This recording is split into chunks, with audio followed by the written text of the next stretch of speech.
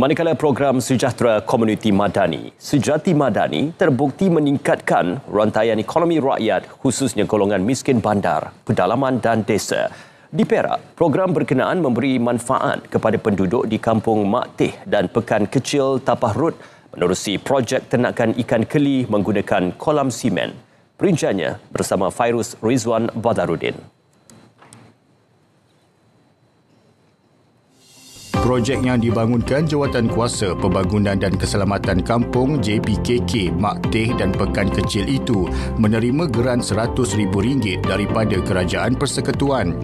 Terletak bawah Dewan Undangan Negeri Dun Air Kuning, projek ternakan itu mula dilaksana November tahun lepas. Objektif utamanya membantu komuniti setempat memperoleh pendapatan tambahan hasil jualan ikan keli. Projek Sejahtera Madani ini amat bagus disebabkan dia boleh membantu sosioekonomi masyarakat dan membantu pada untuk orang-orang kampung untuk bekerja dan diberi kerja lah, ada kerja panggil apa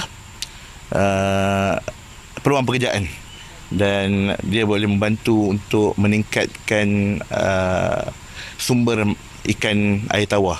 Pada awal Januari lalu, lebih 50,000 benih ikan keli dilepaskan ke dalam 10 kolam yang diusahakan. Hasilnya, 1 tan ikan keli dijangka diperoleh selewat-lewatnya awal Mei ini untuk dijual ke pasaran tempatan. InsyaAllah kita akan menambah benih ikan keli ini, dan sekiranya ada keperluan lain, kita akan cuba pula ikan-ikan selain ikan keli seperti ikan puyuh ke, dan kalau ada rezeki, insyaAllah kita akan menambah kolam.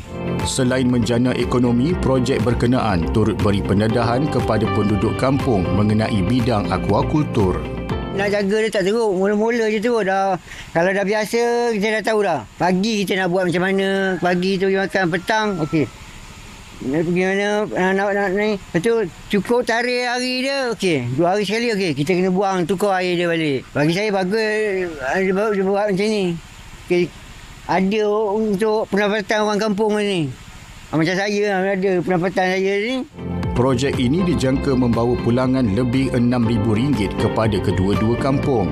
Hasil jualan akan disalurkan ke tabung JPKK untuk kebajikan serta pusingan modal projek.